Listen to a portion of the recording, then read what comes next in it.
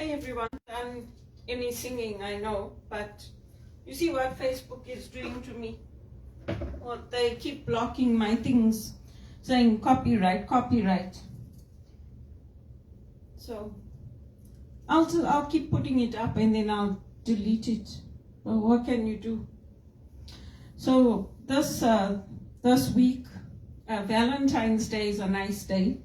But the 15th of February is the day my dad passed away, and we buried him on my mother's anniversary. So I try to stay in touch with my mom sometimes, but now that she's married, it's a little more difficult because it's not that easy for me to navigate it. Her husband is a nice man, but I would like to ask you to keep my mother and our family, my brother, my sister, and me, in your prayers in a special way this week, especially on the 17th. It must be very hard for my mother because imagine burying your husband on the day that you got married. Anyway, I don't mention that. I just wish her happy anniversary. And when I was little, I used to do things for her. I used to get some flowers from our garden. My dad had a lovely garden in Zimbabwe. He had a rose garden. So I would pick roses and chrysanthemums and marigolds and put them in a vase and take them to her and do something nice for her, spoil her or take her out or, give her breakfast in bed or something like that if it was a weekend. So I would like the children of this country to think about what they're doing. I have no idea who those children were on the bus that used to laugh at me and say, oh, there she is, and all that. I don't even know them. They go to the school here up the road, because I used to live at Rosewell Gardens, so I used to get on the bus. But anyway, it's just weird how the children are here compared to how we grew up, because that's how we were brought up. And it was my dad's mom. My dad's mom she used to always say, oh, today's your mom's wedding anniversary, you must do something for her. Even like for Mother's Day and that, it was my dad's mom that trained us. She used to say, let's do something for mom, let's make her breakfast in bed, or let's do something nice for her. And that's how you learn things in the home, and then you pass them on to the next generation. So this week it's a difficult week in many ways, but in many ways it's a good week because we remember my father's love, my dad's love, and what a good role model he was. And we celebrate his life. Yes, it's a difficult day on the 17th because even for us, for me as a child, it was very difficult to bury my dad on that day. But it's a day that gave life to us because that's the day my mother got married to him in India, and she gave me a wedding album. She wanted me to have it. So I gave it back to her, then she gave it back to me again. So I'm like, okay, you know what? I'm just going to keep it because it's her wedding album. Anyway, I have it here, so I look at the photos and that sometimes, and I keep it. And so, I'd just like to ask you to pray for my mother in a special way on tomorrow, the 15th, which is the day my dad passed away in Durban. And his heart operation was successful, but unfortunately, he had a blood clot in his brain, and then after that, his kidneys packed up and he passed away. And we were looking forward to him coming home, so it was quite the shock when he died. And it's just a day to give thanks for his life and to know that he's with the Lord. My love of Elvis Presley also comes from my dad, because my dad is the one that used to sit with me and play his records, and my sister sometimes used to join us, but mainly it was me. I was always with him. And that's why I for a long time, I didn't listen to his music. I got on with my life. I listened to other things. I was up to date with all my music. I followed Michael Jackson a lot, George Michael, all the music from the 80s. And then when I came here, I basically had no life because I got on with my studies and focusing on getting my education, retraining, meeting Canadian standards. And now I'm still looking for that perfect job, the right job for me, where the Lord wants me, and a good paid job, because I worked hard. And the priests and nuns and all of them, they have the best of everything. They have nice homes, they have nice properties, they have cell phones, they go on trips. Even the priests that come to my church, they tell me, we go and we stay in the resorts, we have a nice life. So, I want to earn my living. I don't ask the priest to come here and help me and clean my place and cook and all that, and tell them, oh, I'll pay you, come cook for me. So they must do it themselves. I'm not doing it for them, and that's not my field anyway. I'm not doing it for them. I did a lot of volunteering in the church. I helped a lot, and I still help now and again when they ask me, but that's not my field. So I've worked very, very hard, and I am an executive assistant. So I'm continuing to look for an executive assistant role or a role in administration. And I'm applying globally, and that's what I'm praying will fall into place for me. And I'm praying that my past managers have no rest, and the managers I work for now, that they have no rest until they find me a good paid job.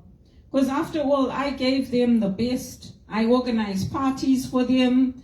When Jean de Gagné and his wife adopted their baby, I organized a party for them. I invited their managers. I did a lot for them. So now it's time for payback. They should open doors for me, and they should get me into a very good paid job. Because I do a good job when I work. And I learn, I grow. Sometimes I make mistakes, but I correct the mistakes. So that's what I want for myself. And I think that would also make my mother and my dad happy. And on the 17th, I will remember my mother's wedding anniversary. And we were small when he died. My brother was 2, I was 5, and my sister was 6. So we were very, very small.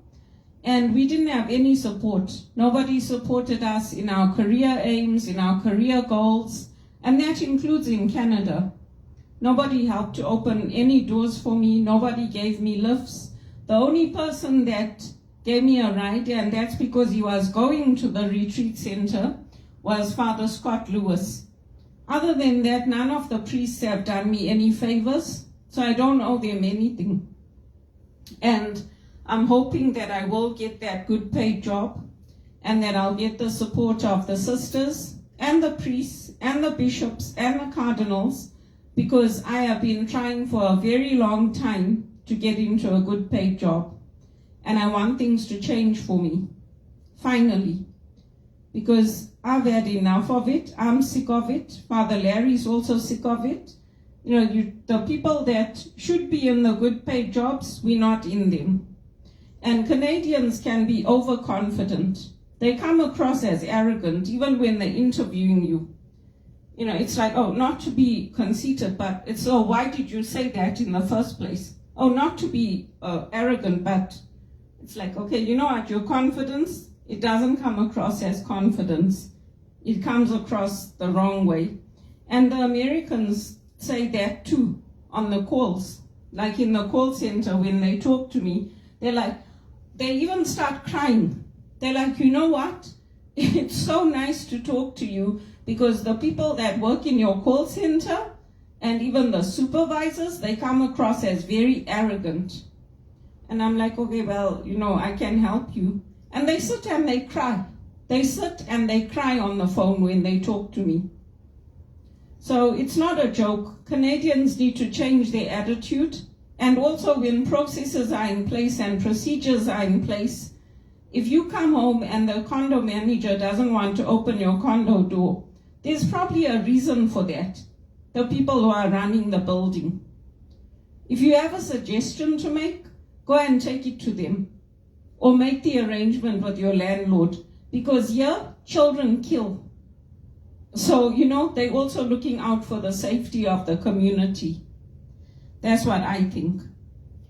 And yeah, just pray for my mom in a special way and for our family tomorrow and on the 17th. I'm so grateful to my dad for his life. And I'm so grateful for this Elvis Presley music. God alone knows how it started coming through, but it has saved my life and it has changed my life. And I've started that Michael Jackson, I don't know how that came up. It came up on my Facebook actually. I haven't listened to his music for years, but I was a very good dancer. I'm still okay, I'm not that bad, but I used to compete in Zimbabwe, at Arthur Murray in South Africa, and I used to always win all the competitions. I don't compete anymore, but I still dance at home, so I might do some dancing and put it for Michael. I'm glad his name got cleared, and all the bastards that killed him, how do they sit in their cars and drive and say, oh, no, I never did anything? And they're doctors? Oh, please, give me a break. They need to wake up. And this country needs to wake up, and the children. It's horrible how the children can be. That's what I say. I'm very grateful for my music and everything God has blessed me with. And I hope that people in this country will change their attitudes and give me a break in a good paid job, because I deserve it. And that's not arrogance. I worked hard for it. I even had to stand up to the police in this country. Now they found out all the corruption in their own police community. It's good. Because you know what? It wasn't easy for me to stand up to it and to stand my ground. And I had to stand alone. And I attribute that to my dad.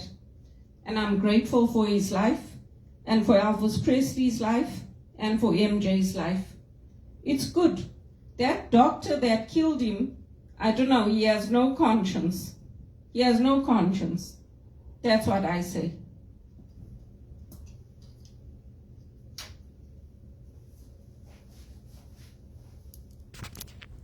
And I hope the sisters don't support Jane Green. I asked her for a meeting so many times, she would not meet with me. She doesn't deserve the respect that this country has given her and the support that this country has given her, because she did it on purpose. And Credit Suisse did everything they did on purpose. I deserve better. And I'll stand my ground with her. If she has the courage to meet me, I'll stand my ground with her. Because before I left there, I wanted to talk to Ron Lloyd and talk to her, and they refused because they knew they were wrong. Don't keep me out of the banking industry because of your arrogance. Don't.